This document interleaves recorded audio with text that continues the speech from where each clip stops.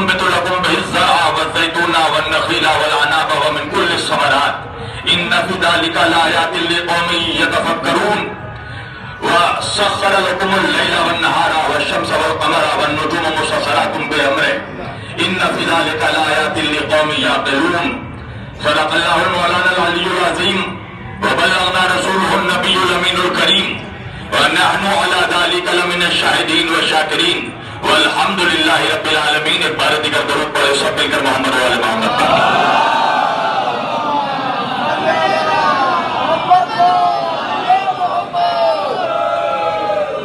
عزیزان گرامی قدر و برادران ملت اسلامیہ، بندگان توحید و عاشقان رسول و آل رسول، گدایان دربار بطول، مولا آپ سبوں کے جذبہ ایمانی کو زندہ و سلامت رکھے. اللہ کی رضا، اہل بیت علیہ السلام کی عطا، جناب سیدہ کا حکم، مومنین سلطان پور کی محبتیں، محترم الامام بھائی امامن بھائی اور ان کے تمام اہل خانہ کا خلوص، یہ ساری چیزیں جب مشترکہ طور پر ایک جگہ جمع ہو گئی تو میں آپ کے روبرو آ گیا. اور سلطان پور تو میرے مزاج سے واقف ہی ہے، میرا بچپن سے مزاج ہے، میں قبرستان میں پڑھنے کا عادی ہی نہیں ہوں، میدان میں بولتا ہوں. وجہ ہے نا، ہم نے اپنے رہبروں کو قبرستان سے نہیں پایا، ہم نے جسے بھی پایا اسے میدان سے پایا ہے. ہم نے نبی کو پایا تو بدر کے میدان سے، علی کو پایا تو غدیر کے میدان سے، فاطمہ کو پایا تو مباہلے کے میدان سے، حسن کو پایا تو صفین کے میدان سے، حسین کو پایا تو کربلا کے میدان سے.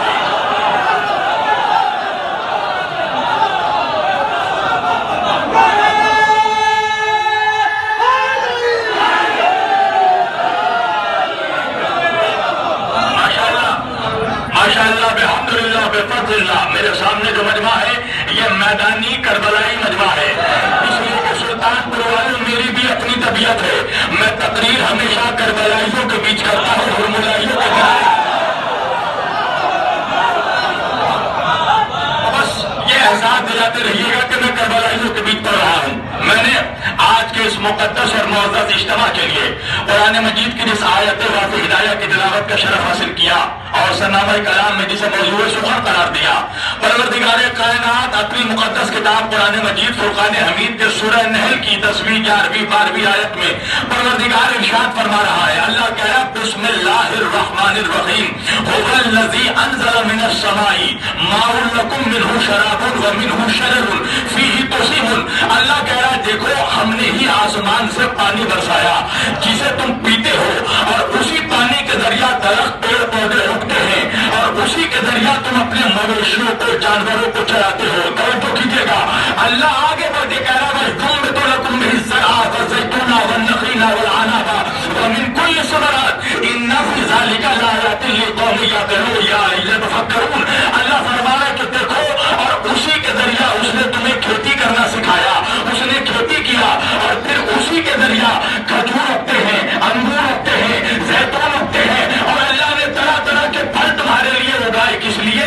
ان فی ذلک لآیات لقوم یتفکرون، تاکہ تفکر کرنے والے، غور و فکر کرنے والے اس پہ غور کر سکے. توجہ کیجیے گا، اب اللہ فوراً آگے بڑھ کے کہنے لگا وَسَخَّرَ لَكُمُ اللَّيْلَ وَالنَّهَارَ وَالشَّمْسَ وَالْقَمَرَ وَالنُّجُومَ مُسَخَّرَاتٌ بِأَمْرِهِ إِنَّ فِي ذَلِكَ لَآيَاتٍ لِقَوْمٍ يَعْقِلُونَ. اللہ کہہ رہا اور وہی وہ خدا ہے جس نے تمہارے لیے چاند اور سورج کو مسخر کیا، رات اور دن کو مسخر کیا، اور وہی وہ ہے کہ تمام ستارے جس کے حکم کے پابند ہیں.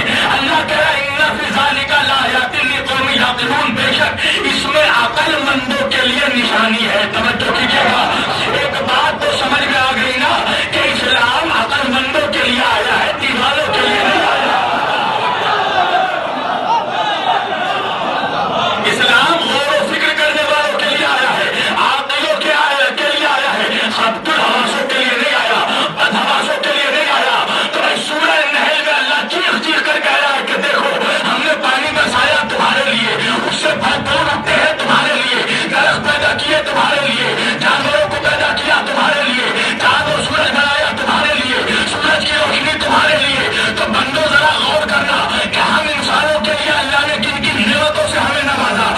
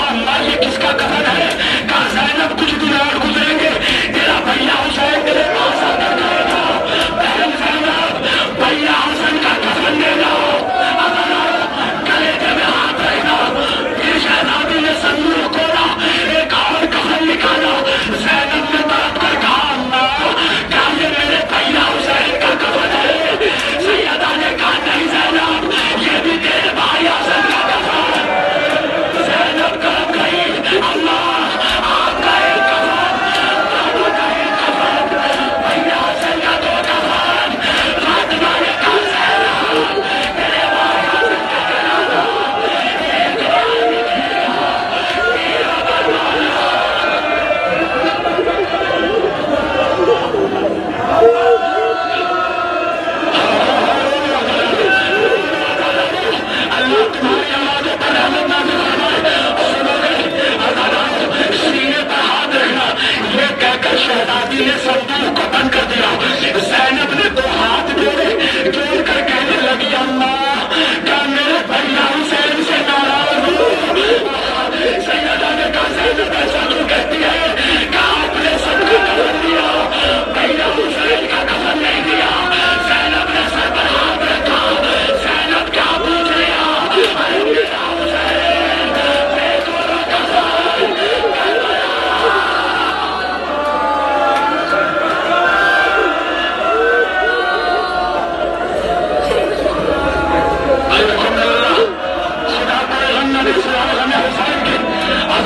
جلدی جلدی آگے بڑھ رہا ہوں.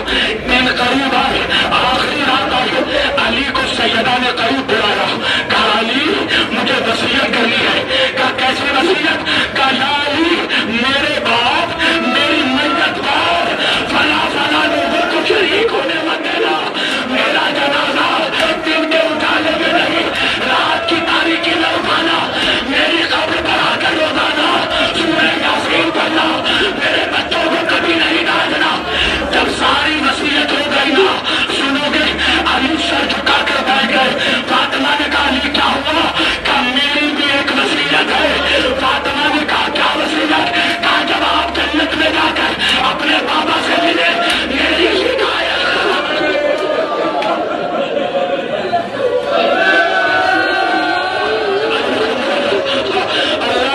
اللہ ناسوں کو سلامت رکھے.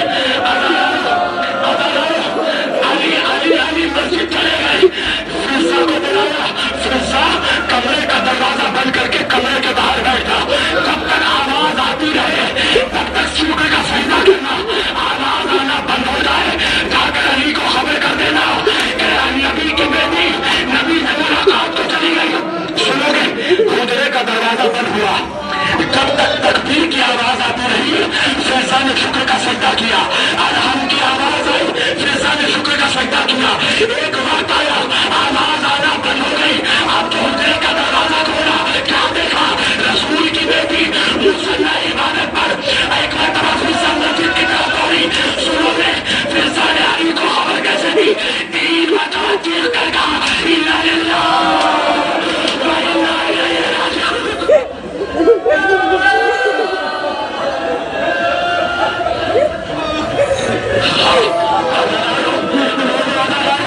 جن کے آنکھوں میں آنسو نہیں تھا وہ اللہ سے اپنے گناہوں کی معافی ضرور مانگے.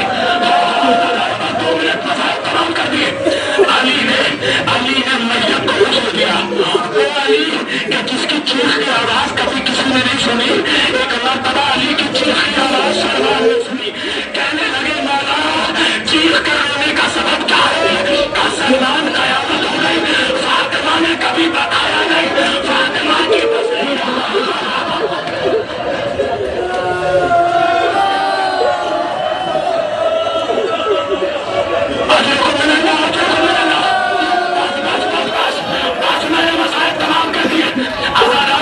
بچوں کو خبر ہوئی.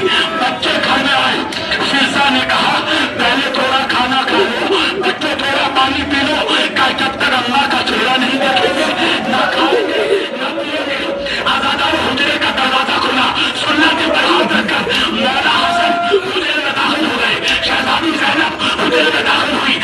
کلثوم حجرے میں داخل ہوئی. مگر میرا مولا حسین دروازے پر کھڑا ہو گیا. فضا نے کہا حسین اللہ کے پاس کیوں نہیں جاتے؟ کہا فضا حجرہ کر نہیں جاؤں گا جب اللہ ویسے نہ اٹھائے جیسے مریم نے عیسیٰ کو آواز دی تھی. 2 بندے کفن کھلے، 2 ہاتھ برآمد ہوئے. آجا میرے حسین. ارے بیٹا ماں کے باہوں سے نکل گیا. اللہ آجا اپنے بلایا. حسین چلایا. اللہ کربلا میں حسین بلائے گا. اللہ